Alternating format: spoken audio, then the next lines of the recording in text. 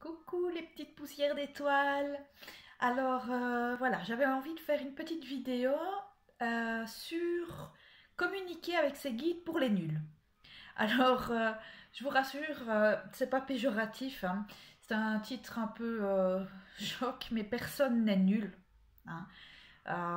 Ça me fait juste penser à moi parce que je me suis dit que s'il devait avoir un guide, enfin un livre sur les nuls comme on en voit, comme la cuisine pour les nuls, j'aurais bien aimé qu'il existe la médiumnité ou pour les nuls ou communiquer avec ces guides pour les nuls parce que bah, euh, comme j'étais quelqu'un qui ne savait pas lâcher prise, qui est très mental, très borné, euh, je me pensais tout le temps que j'étais super nulle par rapport à d'autres qui avançaient beaucoup plus vite que moi.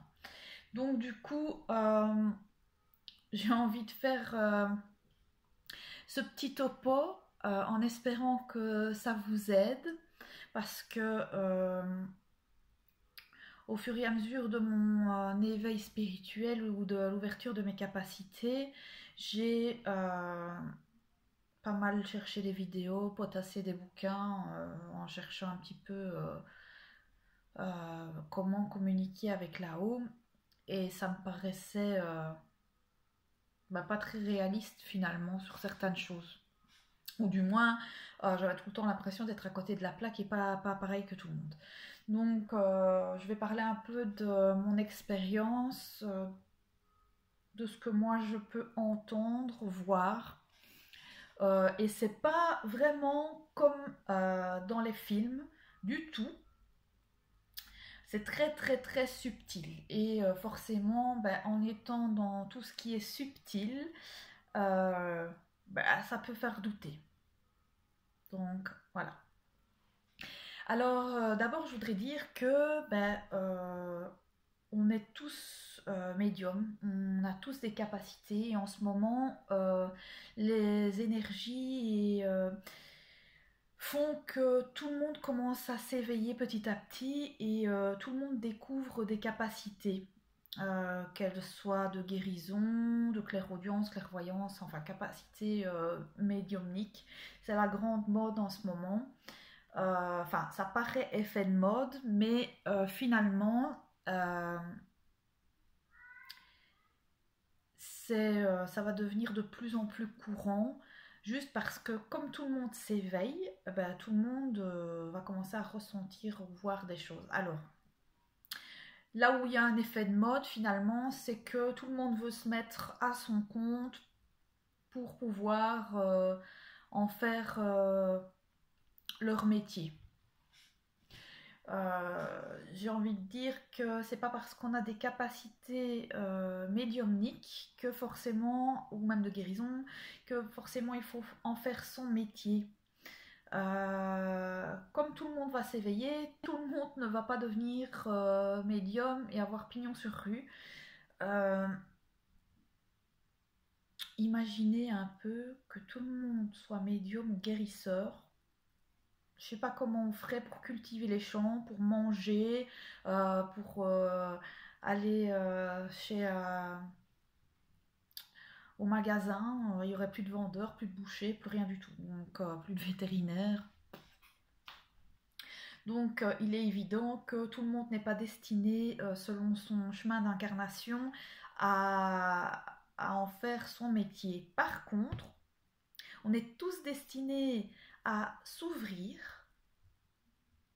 au monde subtil et à en prendre notre parti pour pouvoir les utiliser dans notre vie quotidienne. Que ça soit pour éviter des dangers ou des choses comme ça, aider sa famille et son entourage, mais surtout pour s'écouter finalement. Euh,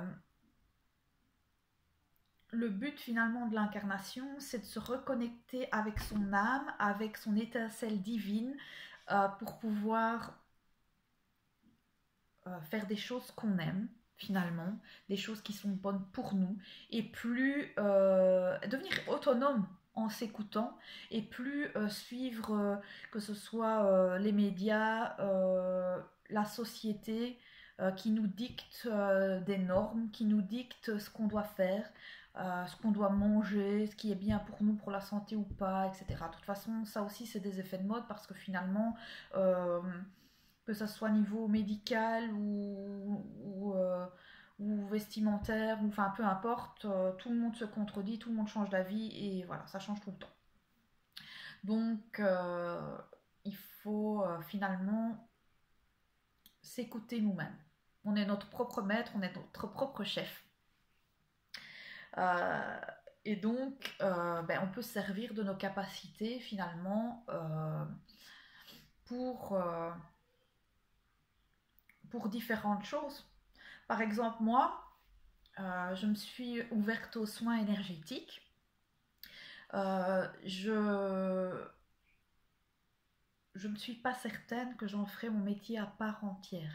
C'est-à-dire que pour le moment, j'en fais... je suis, comment dire, en indépendante mi-temps, mais j'ai toujours un métier d'aide-soignante et mes capacités niveau des soins énergétiques, mais dans mon travail d'aide-soignante, à soulager des douleurs et aussi à apaiser les gens en fin de vie. Si vous êtes vétérinaire, vous pouvez très bien soigner aussi les animaux et avoir une autre conception de la vie grâce aux soins énergétiques finalement.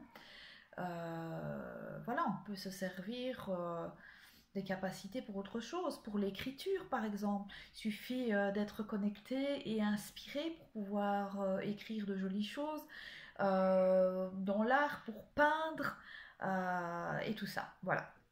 Ça, c'était une petite parenthèse qui a rien à voir, enfin, finalement, avec la communication avec ses guides. Mais bon, je pensais que ça serait bien d'en parler. On va commencer par tous ceux qui, comme je l'ai été, se disent oui, mais moi j'entends pas, je suis nulle, j'entends rien du tout. Finalement, c'est quoi entendre ces guides?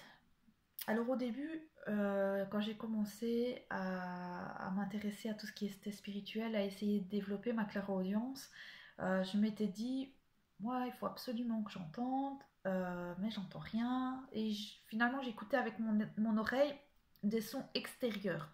Je m'entendais à ce que on me dise, hé Séverine, dans la même pièce, et que je me retourne, et ben voilà. Je m'attendais à voir des choses réel, un peu comme dans Ghost Whisperer ou la série Medium ou voilà. Mais en fait, c'est pas vraiment comme ça. Je dis pas que certains ne voient pas les choses aussi réellement et entendent pas les choses avec leur oreille extérieure, mais je veux dire par là qu'il y a différents exemples et que on n'est pas tous constitués de la même façon et donc forcément, on va pas forcément entendre tous pareil.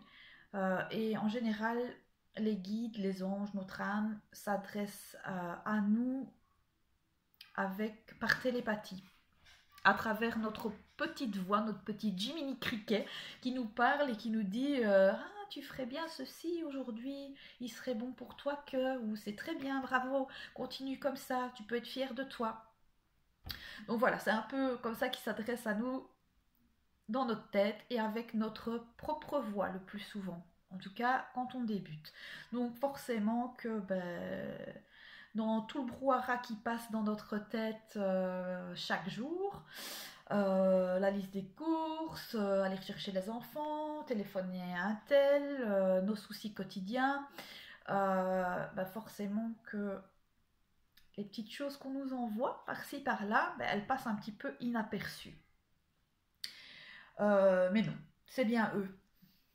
Maintenant, il faut faire un peu le tri, évidemment, et calmer le mental en faisant de la méditation, de la peinture, du sport, enfin, peu importe, tout ce qui vous vide l'esprit des contrariétés de tous les jours. Et c'est à ce moment-là que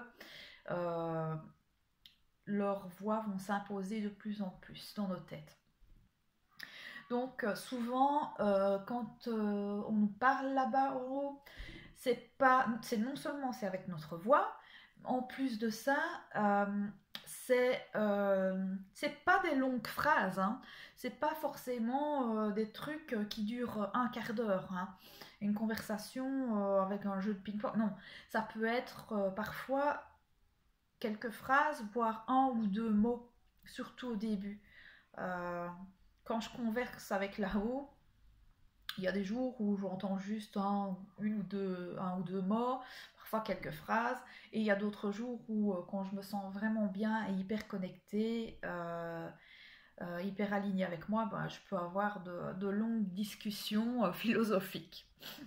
Donc, et ça me fait rire parce que finalement, depuis toute petite, je me parle à moi-même, et c'est avec le recul que je me rends compte que, pardon, que je me parlais pas forcément à moi. Donc voilà. Et souvent, les messages de là-haut, que ça soit une phrase ou un texte, s'accompagnent souvent d'un sentiment de joie, de bien-être, de paix intérieure, ou parfois d'émotions ou qui nous donnent envie de pleurer, mais pleurer de joie, d'amour, en fait. Ils peuvent communiquer aussi avec nous à travers des chansons, des paroles de chansons qui nous font tilt. On se dit, mais tiens, ou des chansons qui reviennent. Donc, il faut aller voir les traductions des paroles quand c'est en anglais. Ça peut être à travers des films. Quand vous zappez et que quelque chose attire votre attention, ben, vous pouvez souvent être sûr que, surtout quand ça concerne ce qui attire votre attention à la télévision quand vous zappez, concerne une question que vous vous êtes posée ou par rapport à un doute que vous avez et que là, en zappant, hop, vous avez la réponse. C'est ce que j'ai eu il y a quelques mois quand je doutais encore de mon chemin au niveau de la guérison, où, sans m'en rendre compte, la TV avait changé de chaîne et... à un moment donné, je ne faisais pas attention, c'était un film de science-fiction un peu, et à un moment donné, ça a capté, enfin voilà, je me suis tout de suite, euh, le jeune homme qui était dans le film commence à parler de médiumnité guérissante. Donc, voilà, c'est un signe. L'autre jour, en voiture, je vais travailler et je me disais, oh punaise, j'ai plus beaucoup de signes là-haut, je me sens abandonnée. Et pouf, à la radio passe la chanson de la série Friends, I'll be there for you, je serai toujours là pour toi. Donc voilà, c'est des petits signes comme ça, il faut être pas forcément au taquet tout le temps à se dire, j'écoute toutes les paroles, j'écoute tout ce qui passe, je suis attentive à 100%. Non, c'est... ce sont des choses qui vous font tilt en fait. Comme une idée subite, l'ampoule qui s'éclaire, et voilà. Euh, les guides, notre âme, les anges, ce sont des voix, même si ce sont nos propres voix, qui sont souvent sur une bonne intonation, qui nous encourage, qui nous félicite. Parfois, ils nous foutent un coup de pied au cul, mais dans la bienveillance, jamais dans le jugement. Euh, Ce sont des idées comme une inspiration, genre oh bah j'ai envie de sortir, courir, j'ai envie d'aller prendre un café, j'ai envie, et puis en suivant cette intuition, en sortant aller prendre le café, aller courir ou faire d'autres choses de cette envie subite, finalement on rencontre quelqu'un qu'on n'avait plus vu depuis longtemps, on tombe sur un signe dehors à nos pieds, enfin voilà, il faut toujours suivre cette petite impulsion. Il nous adresse aussi des messages niveau des triples chiffres. Par exemple, si vous voyez tout le temps 333, 222, 111, voilà, ils ont des significations. Moi, par exemple, je sais que depuis que j'ai décidé de travailler avec les anges, bien, il n'y a pas un jour qui se passe sans que j'ai le chiffre 44 ou 444 plusieurs fois sur la journée. Où là, le 4, c'est le chiffre des anges. Euh, Ça peut passer aussi par des heures miroirs, 12h12, 16h16, etc. qui ont aussi une signification, mais bon, parfois quand on va sur internet un peu, les significations sont un peu connes, genre vous allez rencontrer un grand blond aux yeux bleus, ou je sais pas. Euh, c'est pas grand intérêt, c'est souvent pas vrai, mais les heures miroirs qui sont toujours les mêmes, en fait, c'est souvent pour vous dire ouh, on est là, on te soutient, t'es pas tout seul. Ouvre tes yeux, nous sommes là. Donc voilà. Euh, on peut aussi avoir des images comme par clairvoyance. Alors moi aussi au début la clairvoyance, je pensais que c'était genre un hologramme, une personne, quelque chose qu'on voit dans la 3D. C'est pas nécessairement ça. Ça m'arrive hein, de voir des nuages de fumée, j'ai vu des boules de couleurs, de feu, des couleurs lumineuses, etc. dans la 3D qui flottaient devant moi, effectivement. Mais par exemple lors de soins énergétiques, euh, ça m'est déjà arrivé d'avoir des images très brèves euh, qui n'ont ni queue ni tête dans ma tête, un peu comme quand vous vous souvenez de vos dernières vacances ou de votre enfance finalement. Vous voyez un petit film ou des petites bribes d'images. Donc voilà, c'est eux. Euh, que que vais-je dire aussi? Oui, donc je disais tout à l'heure, la communication avec là-haut se fait de manière très très subtile, donc ça nous donne l'impression finalement qu'on ne voit rien, qu'on ressent rien, qu'on n'est pas très doué. Euh, elle passe par les émotions, par notre corps physique, par exemple, comme des sensations au niveau du plexus solaire, si c'est désagréable, ça veut parfois dire que bon ben attention, ou quelque chose ne te correspond pas. Voilà, ça dépend de votre sensibilité en fait. Si vous êtes plutôt visuel, vous allez avoir des images, de la clairaudience, des images visuelles. Si vous êtes plus auditif comme moi, bah vous allez, ça va passer par les chansons, par les dialogues dans votre tête. Donc voilà, ça dépend comment vous êtes constitué parce que finalement là-haut, il se branche sur vos points forts.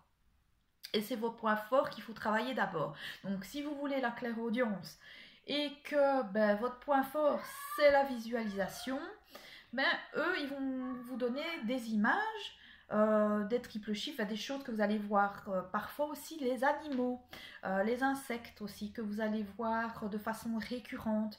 Dans des endroits qui ne sont pas forcément adaptés. Donc voilà. Maintenant, il y en a qui vont dire oui, bah, j'ai des dialogues, j'entends des choses, j'ai des inspirations, mais est-ce que c'est vraiment mes guides? Est-ce que ce sont les anges ou est-ce que c'est moi-même? J'ai envie de dire, avant, je voulais absolument savoir la différence. Est-ce que c'est moi ou est-ce que c'est vraiment les guides, etc. Finalement, on s'en fout.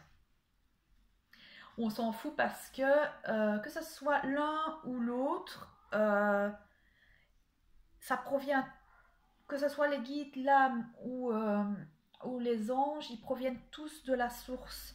Donc, ils sont pleines de vibrations d'amour. Et c'est ça le plus important. Et il n'y a pas... faut pas se sentir nul parce que certaines choses qu'on reçoit viennent de notre âme et pas des guides. Notre âme n'est pas moins bien que les guides. Notre âme, c'est une conscience supérieure. C'est ce qui nous définit. Euh,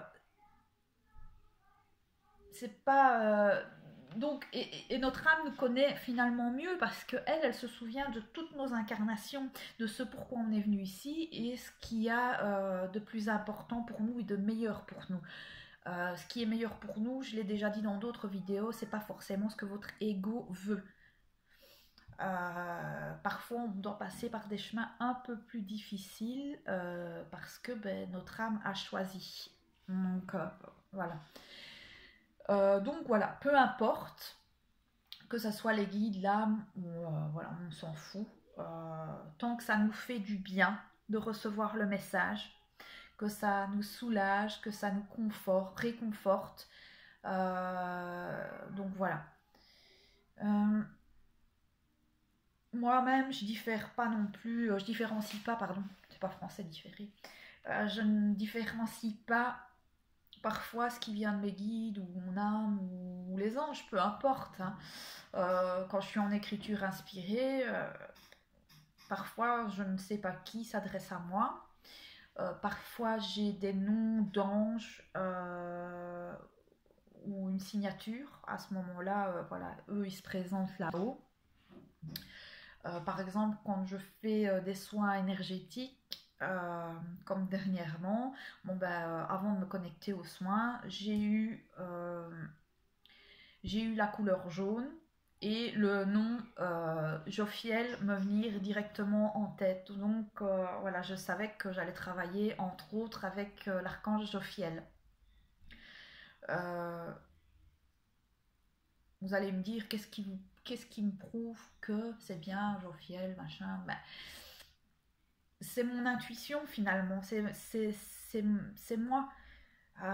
Je le sais parce que j'ai pas cherché midi à 14 h avant d'avoir le nom qui s'est imposé à moi. Et c'est comme ça aussi qu'on reconnaît les messages qui sont là-haut. Ce sont des pensées qui sont souvent récurrentes et qui insistent jusqu'à ce qu'on les écoute. Et ce sont des pensées qui n'ont rien à voir avec le contexte de ce qu'on est en train de faire. J'étais pas en train de penser aux archanges, etc. Bon, ben les petits loups, on a été coupés parce que j'ai pas assez de place sur mon téléphone. Donc voici la deuxième partie donc, de la vidéo que j'ai intitulée Communiquer avec ses guides pour les nuls. En fait, j'avais presque terminé la vidéo. Je voulais juste en venir donc à la dernière question sur cette communication avec nos guides ou nos anges. C'était « Et si je deviens folle et que c'est mon mental qui me montre tout ça ?»